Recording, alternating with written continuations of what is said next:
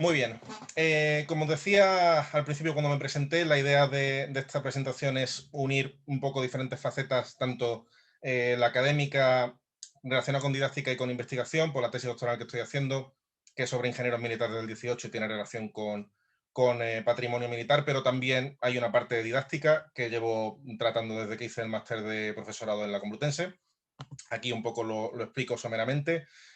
Ya hablé de algunos avances de resultados de investigación en el quiz de 2015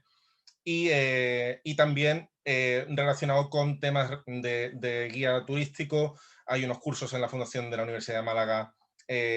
sobre pensados para profesionales de humanidades y de ciencias sociales que quieran trabajar en temas de turismo, esto de técnicas para comunicación verbal del patrimonio cultural, que hace hincapié en algo que me interesaba traerlo desde el ámbito del turismo a la docencia, que es, igual que un guía turístico es el que elabora su discurso, llevarlo a que cuando se organizan salidas de campo con el alumnado, sean los propios alumnos los que, tras una fase importante de preparación de la salida, sean los que hagan su propio discurso, para así hacerlo más vivencial, para que el aprendizaje sea más significativo, que no lo olviden tan rápido, que sean ellos los que produzcan el material que se va a tratar en la propia visita, utilizando en este caso el ejemplo del patrimonio fortificado de la costa mediterránea. En concreto me voy a centrar en lo que era el antiguo Reino de Granada, pero la idea es presentar un modelo que sirva para otros contextos similares de frontera, ya sea marítima o frontera interior entre países o antiguos países. Y también, ya con una parte que se ha puesto en práctica en los últimos años, en un proyecto que se llama Historia Gráfica de Torre del Mar, que es mi localidad y que la voy a utilizar de ejemplo también para algunos enclaves concretos, con centros de primaria y secundaria. Empezamos con mi antiguo colegio donde estuve cuando era un nene y de ahí ya fuimos haciendo algunas sesiones con otros centros, con la idea esa de involucrar al alumnado en el conocimiento del patrimonio fortificado de la zona y relacionando las áreas de campo con, por ejemplo, elementos como el uso de cartografía histórica en el aula. Aquí, lo que acabo de decir más o menos, la idea de hacer un modelo que sirva tanto para salidas turísticas con visitantes, lógicamente con diferencias, ¿no? Como para grupos escolares o incluso universitarios, y luego también aprovechar esa excusa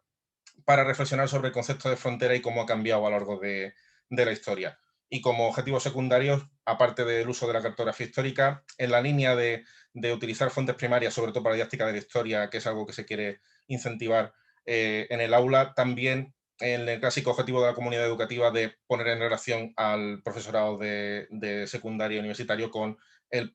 personal investigador que está en primera línea consiguiendo nuevos avances y nuevos resultados que ayudan a renovar los contenidos y hacer que no sean discursos superficiales, sobre todo en las visitas a monumentos o a entornos que aunan paisaje histórico con paisaje natural. Y por último, eso, promover en todo el colectivo de estudiantes y en los visitantes que se valore el patrimonio cultural y paisajístico y que se quiera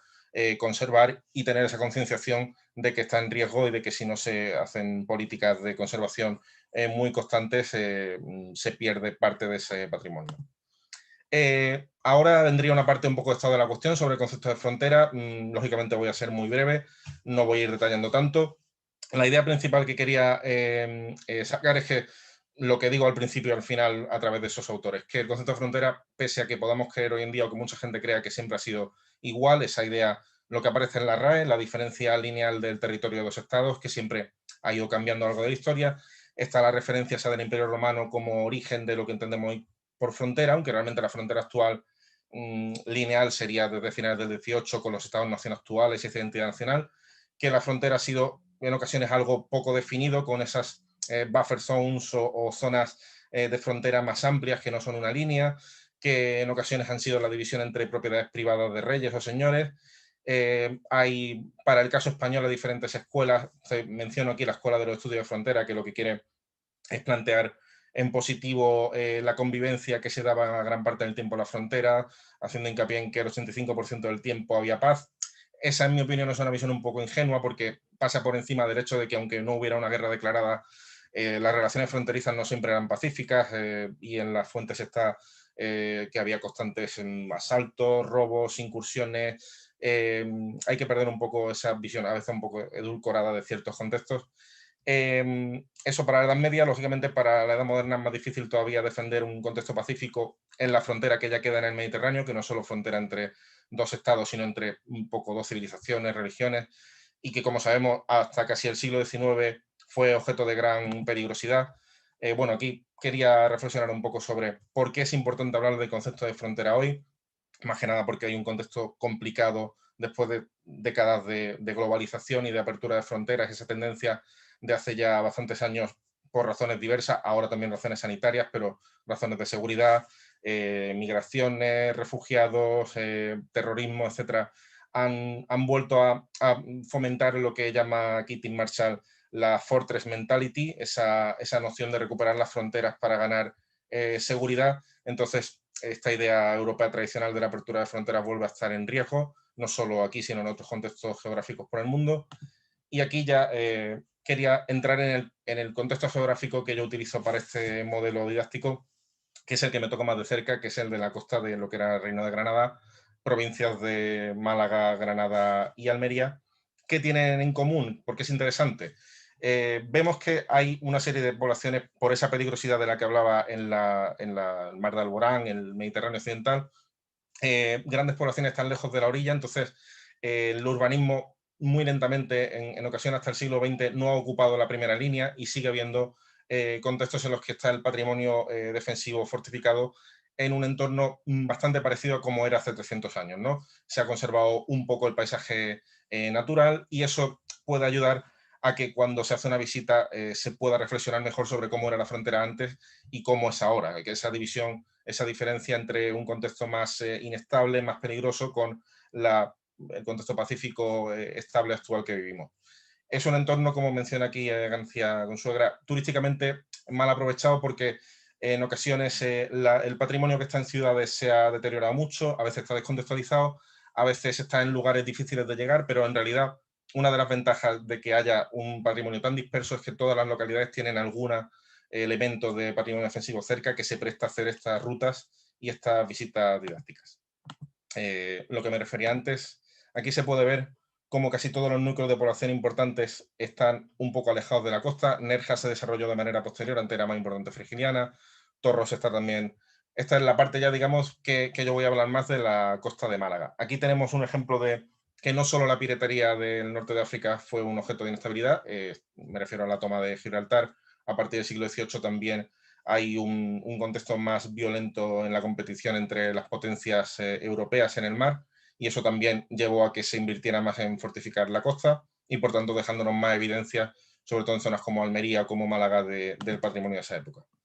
Me voy a centrar, voy localizando la costa de la Sarquía, tiene muchos restos interesantes,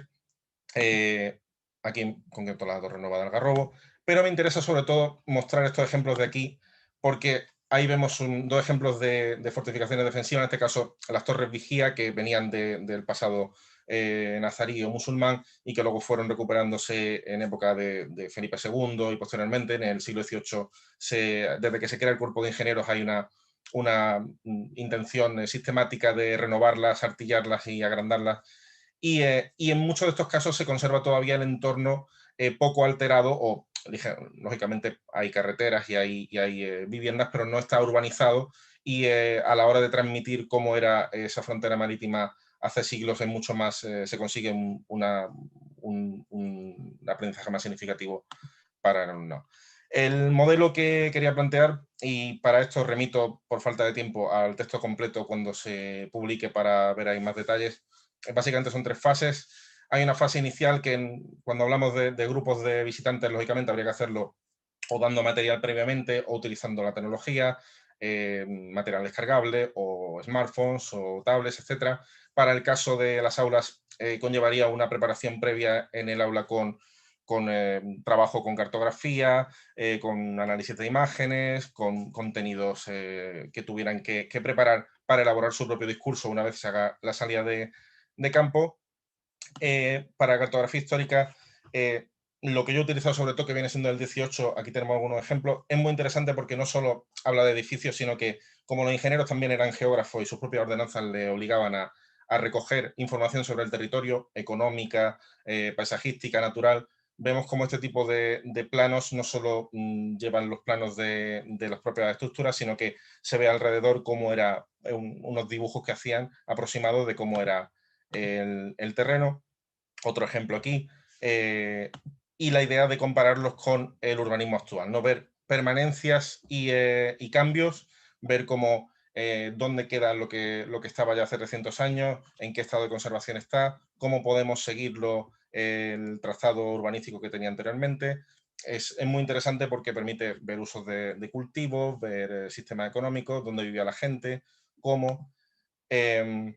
Otros tipos de cartografía que quería haber tratado más en profundidad, que son las perspectivas, las panorámicas y vistas de sobre todo viajeros extranjeros que venían a las costas españolas. En este caso hay, por ejemplo, un ejemplo del atlas del Rey Planeta de Pedro Teixeira, de 1674. Em, en el ejemplo que nosotros hemos hecho en este proyecto de centros en Torre del Mar, es interesante la comparación del trazado del patrimonio militar con lo que viene siendo los barrios actuales. En este caso, donde estaba el castillo, ha sido una zona muy transformada, pero que ha mantenido la fisonomía, de manera que es interesante comparar cómo el pueblo no ha destruido el patrimonio, sino que lo ha ocupado y lo ha transformado, dándole un nuevo uso. Se mantienen algunos elementos, pero aquí se puede ver exactamente cómo las actuales casas siguen con el mismo trazado que tenía el castillo anteriormente. Ahí se ve una torre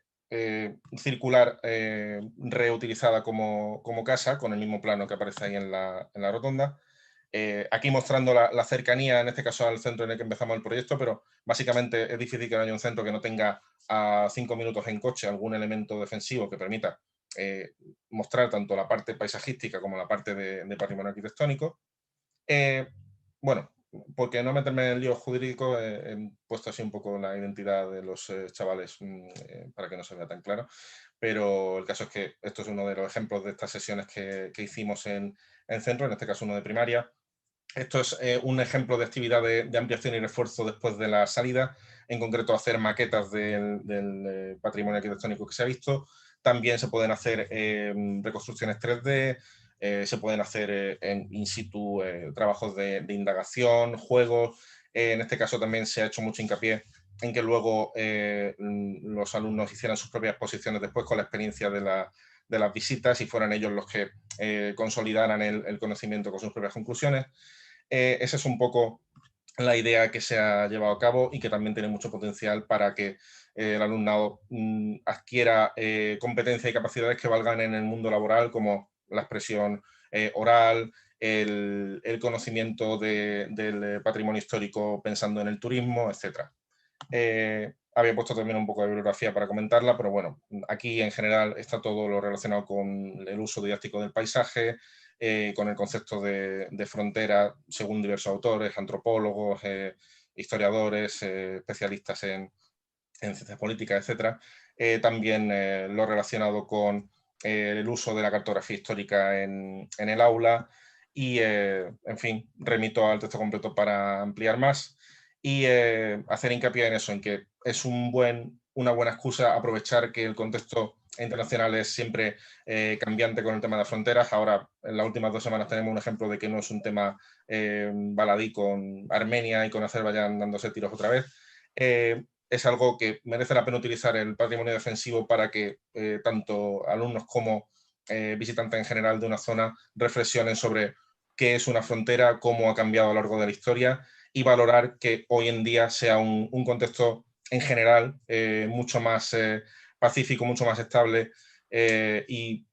que dé pie a más intercambios entre diferentes sociedades que como era hace siglos. Eso es todo. Muchas gracias.